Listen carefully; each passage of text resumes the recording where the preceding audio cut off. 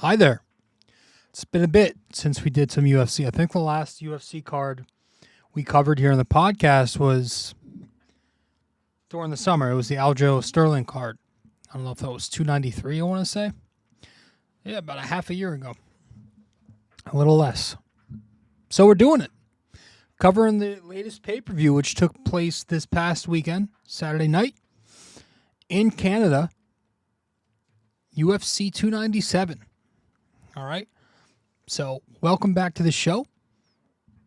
Appreciate you tuning in. Let's get into it. UFC 297 recap.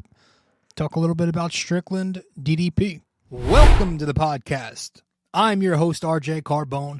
You are listening to BD4, where there's no better way to get your Yankees and Knicks analysis. We also do MMA. Yanks every series, Knicks every game, MMA on occasion. Let's get to it. Anthony for three. Bang! That one goes down, and the game is tied. I'd like to take this chance to apologize to absolutely nobody. The Yankees are champions of baseball. Shaking and baking right here on the neophyte. You are trying to close the show. She was doing a great job of feeding. That is over.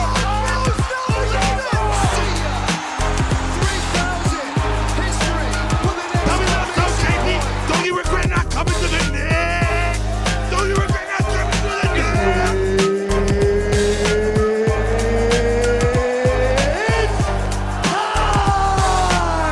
Game over. World Series over. Yankees win. The Yankees win. All right. Well. Welcome back. Welcome back to any MMA fans. That was fun. This past weekend, it was very fun. I'm recording this Monday night, January 22nd, but we're covering this past Saturday's first UFC pay-per-view event of the year. Talking about the Strickland card.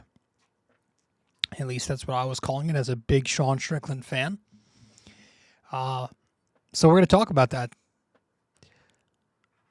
Dricus du Plessis defeats Sean Strickland by split decision on Saturday night, 48-47 DDP, 48-47 DDP, and then Sal D'Amato, of course, Sal D'Amato being the only one different, had 48-47 Sean, but I gotta say, don't disagree. But we'll get into all that in a second. First and foremost, it was awesome to see New Jersey legend from Toms River represent and be announced into the Hall of Fame, Frankie Edgar, man. Awesome to see that at the beginning of the night. Obviously, he is a legend of the sport, of the promotion. He's a wrestling guru.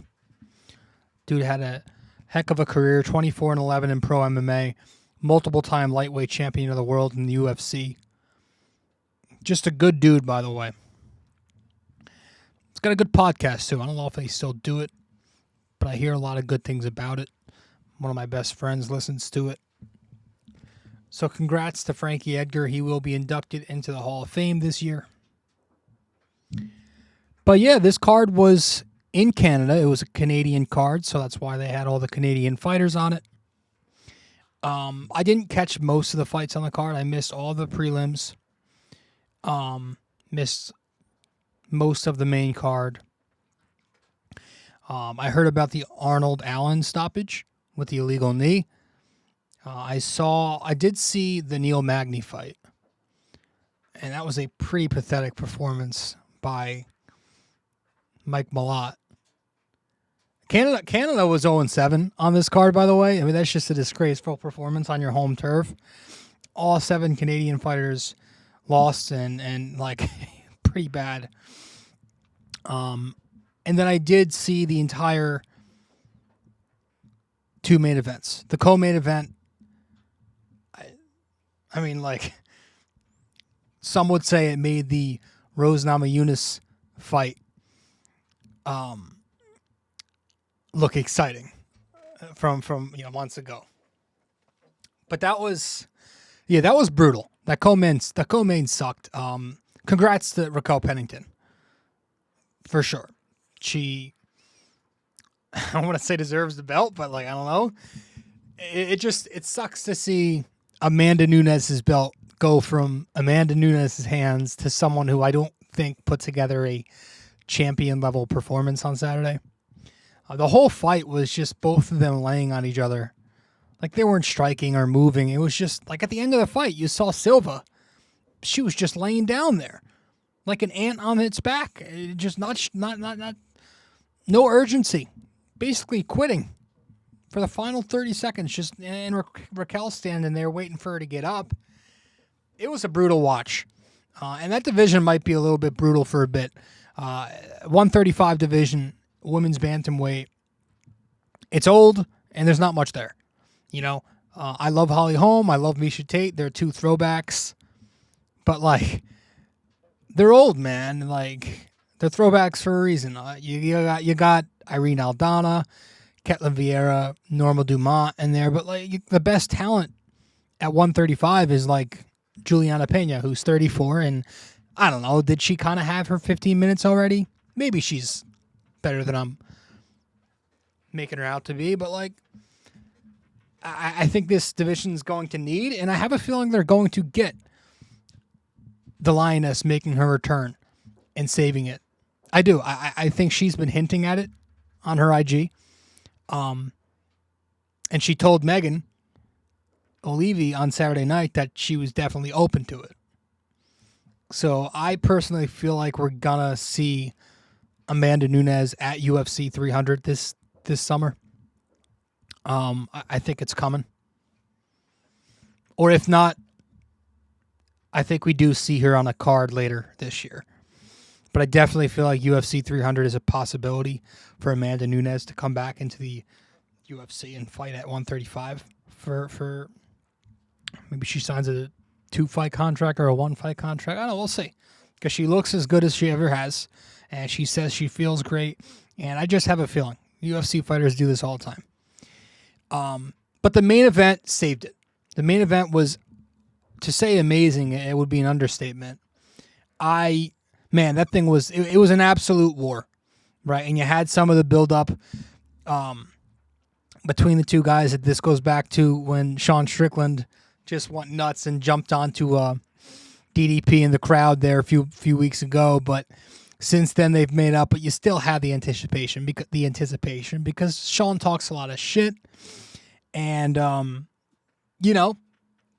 it was a great press conference. And, man, it was a bloody war. It was a war. Blood, bruises, everything. I mean, Sean's, he's upset about the headbutt. He had a whole, stream of blood on the left side of his face. Meanwhile, DDP, dude couldn't see out of his left eye. That thing was shut. Welt on his forehead. Welt on his eye. His legs all beat up. I mean, it was an amazing fight. An unbelievable fight. And it definitely saved the card after a pretty underwhelming co-main event, to be nice. Poor Strickland, man. I hope he did good with a draw, but I'm not sure that card was going to help him. I don't know if it's true. But yeah, personally, I was keeping score at home. I also had 48-47 DDP. And I'm a big Sean Strickland fan. But I had round 1 going to Sean Strickland. And then I had rounds 2 to 4 going to DDP. And then I had Strickland with round 5. So the first and fifth rounds were the two obvious ones for Sean.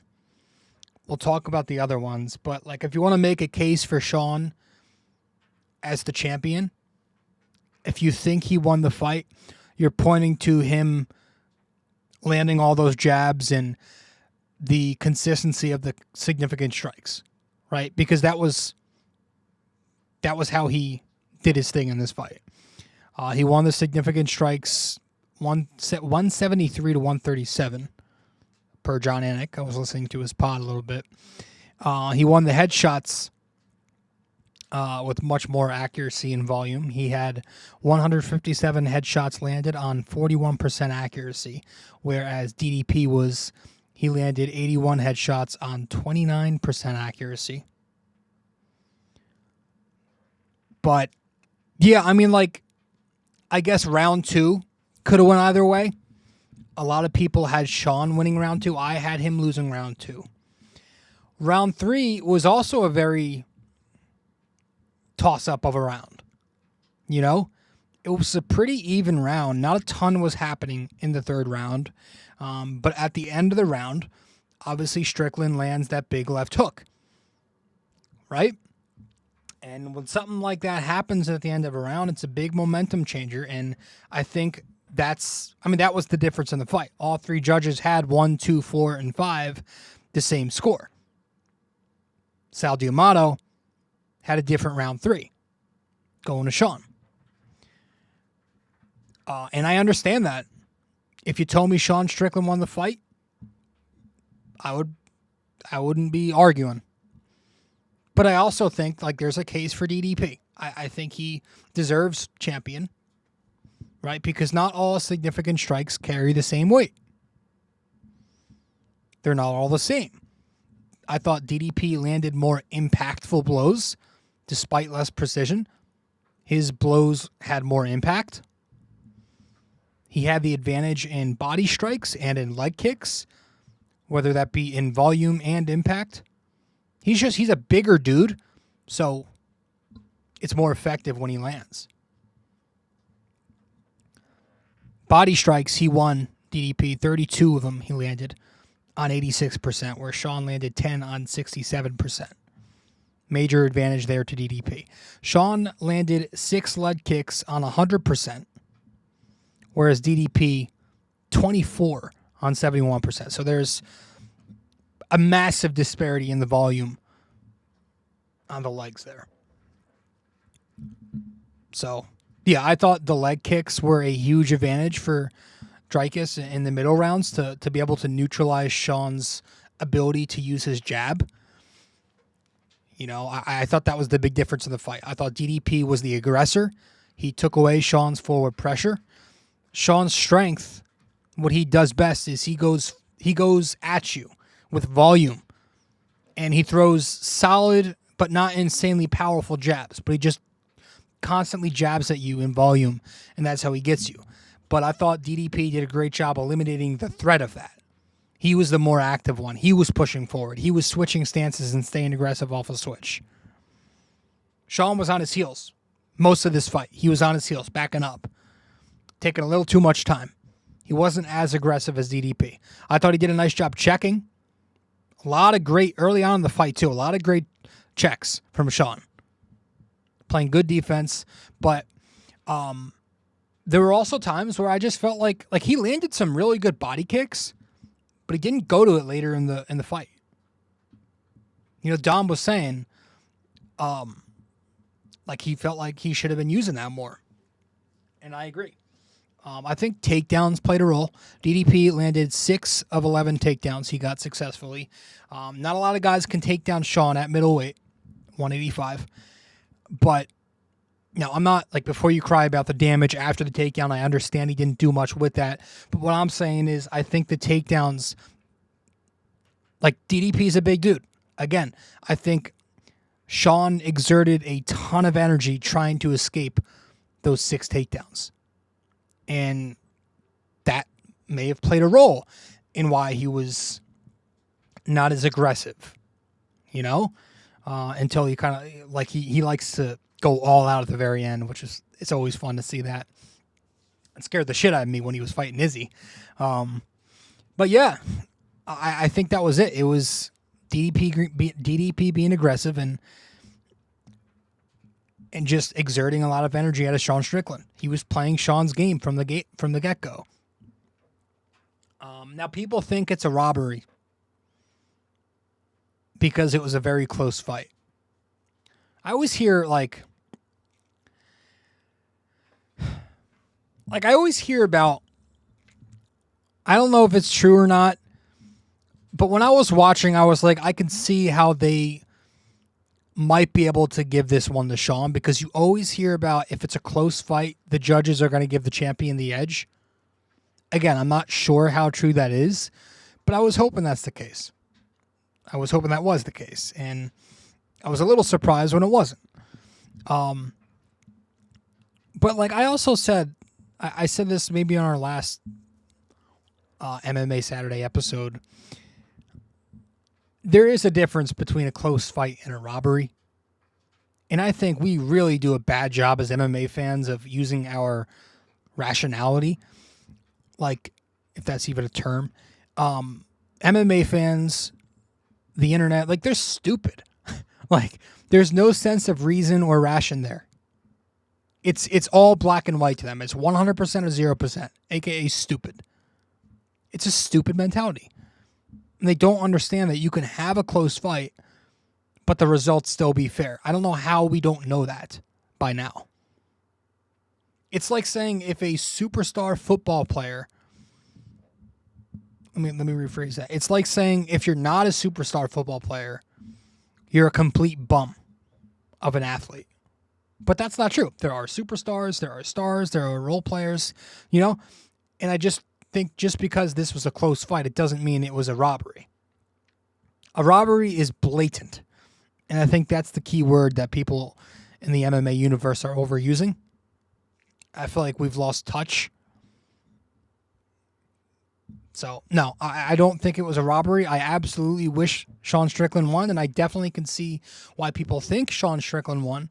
But to sit there and act like it's insane that Dricus won this fight, no, that's insane to think that it's insane. Like, no, it was a close fight, and it could have gone either way, and people need to accept that. At the end of the day, your opinion doesn't mean shit, neither does mine. The winner is the winner. So congrats to DDP. And new, he is the South African champion of the middleweight division. And he keeps rising, man. He keeps rising. He knocks out Derek Brunson, knocks out Whitaker. Jesus.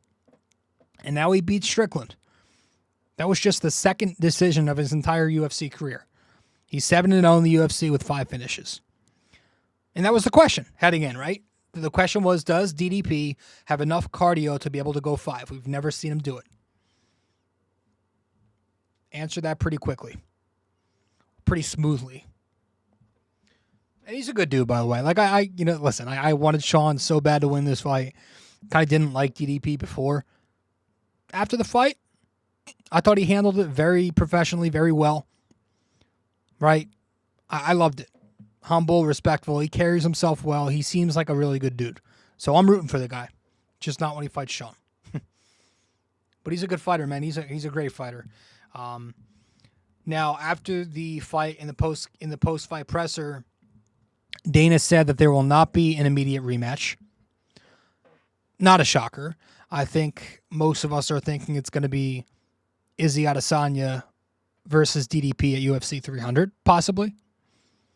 I was listening to a podcast earlier, Annex, and he had DDP on, and Dricus said he's gonna check himself into the doctor, see what's up with the eye, with obviously the left leg, and if he's not injured badly, then he definitely wants to fight at 300. Obviously, that's a money-making card. Everybody wants to be on the card, so we'll see. But I think this is one you definitely do. Izzy Adesanya seems very open to it after having, the initial comments that he made of wanting to take a few years off. The UFC 300 buzz comes around. Everybody wants to make their penny. So I think that's something that could be very possible. Adesanya versus Dricus. So. As for Sean, we'll see what Sean does, man. I think he's definitely going to get a rematch eventually. I'm always going to be a Sean guy, man. I'm happy for him. He handled this well too. I know, everybody's going to be mad that they lose a close fight.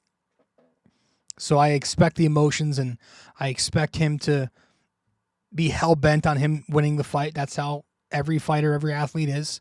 And I love the dude, man. I think he's hilarious. I love his comments. I don't agree with everything he says, and I think a lot of people should take that advice. Just because you don't agree with someone, it doesn't mean they're an evil human that should be banished. Like, Sean Strickland's crazy. He says crazy shit. He's raw. He's authentic. He's got no filter, and he doesn't give 1, 2, 3, 4, or 0 shits about anything you have to say or think or write about him on the internet. Sean doesn't care. So if you hear something from Sean Strickland that you don't agree with, and my God, there's a lot of it that you can probably not agree with. I don't agree with everything either. Then guess what? Do one simple thing. Either turn off the TV, put your phone down, step outside and breathe some fresh air, touch some grass, look at the sky. Like, it's simple. It's really that simple. And that's why I love the UFC. That's why I like Dana White so much, because he's not some pussy who's going to fold to, a bunch of 19-year-old high schoolers or whatever 19-year-old is now on friggin' Twitter. He's not going to fold to the super left-leaning media and be like the rest of these leagues are. Like, the UFC promotion is so good because it's so different from the NBA, the NFL, the MLB, right? Like, if a fighter were to say shit that Kyrie Irving said in the NBA, UFC fans probably wouldn't agree with it either, but they wouldn't be like, oh my gosh, suspend him, banish him from the league. No, it's just, okay, I disagree. Whatever. Next. If Sean Strickland were to say the shit he says as an NBA player, he's out of the league. He's in China. Which I'm sure Sean Strickland doesn't want to be in China. Because the UFC doesn't give a shit. Say what you want. It's up to you to be offended or not. That's a choice. I don't care how much of an old man I sound like. Sometimes that old man's correct. I love the authenticity. Sean does not care. It's all, it's funny because any UFC fan knew about Sean Strickland and how crazy he is and how authentic he is and all that stuff. We all knew about him. So it's like, now that he's champion, he's getting the more spotlight. It's all the outsiders who come in, right? All the casuals, as they say, who come in and they're like, they're all shocked and they're appalled. It's like, yeah, no, this is him. Like, we're used to it. This is how he makes his money. This is how he gets the attention. He's doing a thing. Now, I'm not saying he's not. Like, yeah, he's got opinions that might differ from a lot of us. So what? So the fuck what? Then disagree and move on. And on the flip side, I should say, it's also pretty funny that, he says a few things and these super Republican influencer losers on the internet think he's, one of them now. All these fucking losers. Oh, I hate both sides. Both sides just make me mad. I don't know how we got into this politics rant, but, Sean Strickland's funny, and he's also a guy you're going to disagree with. So it's your choice to just walk away, and I think that's what's great about the UFC. There, as Dana White said in his press conference, there is no leash. There's no leash. He's not going to put a leash on you. It's up to you to ignore it, embrace it, whatever you want to do. Anyways, excellent fight. Great main event. Some solid fights on the card that I didn't see all of them, so we can't really discuss every one of them. But with that said, I think we'll wrap this one up short. So we'll get to our break, and when we return from our break, we'll wrap it up with our trivia, and that will be that. Stay with us here on BD4. Be right back. We appreciate you sticking around and listening so far. When you have a chance, be sure to open YouTube to subscribe, like, and comment. And if you're already watching on YouTube, be sure to head over to Apple Podcasts and give us a 5-star review. We appreciate your feedback and are always looking to improve. Now, with that all said, let's get you back to the show. You can also find us on social media. If you'd like, you can follow BD4 on Facebook, and we're at BD4Pod on both Instagram and Twitter. We appreciate you helping us grow more and more every day. Let's get back to it.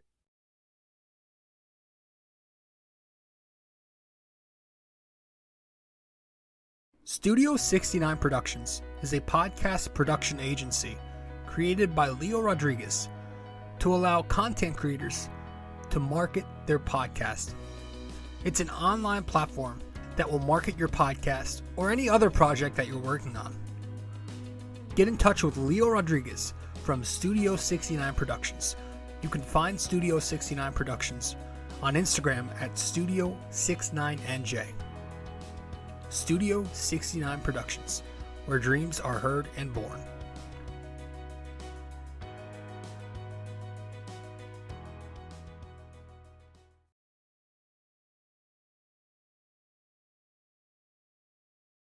Welcome back to the show. You are listening to episode 615 of the podcast, or maybe you're watching episode 615. I'm your host, RJ Carbone. Appreciate you stopping by. I think that's everything we have. We're going to get to our trivia, and then we'll wrap this thing up from there. So, without wasting any more time, let's get into it here. It's time! All right. So for this episode 615 of the podcast, our trivia question of the day: who became light heavyweight champion at UFC 52 in 2009? All right. Who became light heavyweight champion at UFC 52 in 2009? So let me know the answer wherever you can reach me. If you get the answer correct, I'll give you a shout out in the next episode in front of all two of our listeners. Who became light heavyweight champion at UFC 52 in 2009? Folks, that's it. That's all we got for 615. Doing a little MMA Saturday UFC 297 recap. It was a fun card, fun main event. I enjoyed it. I wish nothing but the best to DDP, and I'm excited to see what's next for Sean. I'm excited to see what kind of controversy he cooks up next. Should be fun. But I'm excited for the UFC, man. It's going to be a hell of a year. I want to see, as we get deeper into the year, who else lands on this UFC 200 card, which comes in about, I think I heard 11 weeks. So that'll be fun. That's it. Thank you, everybody, for stopping by. I appreciate it. See you in the next show. This episode was brought to you by Anchor. Hey there! If you stayed the entire way through, we thank you immensely for it. We hope you enjoyed this podcast and that you come back for the next episode real soon.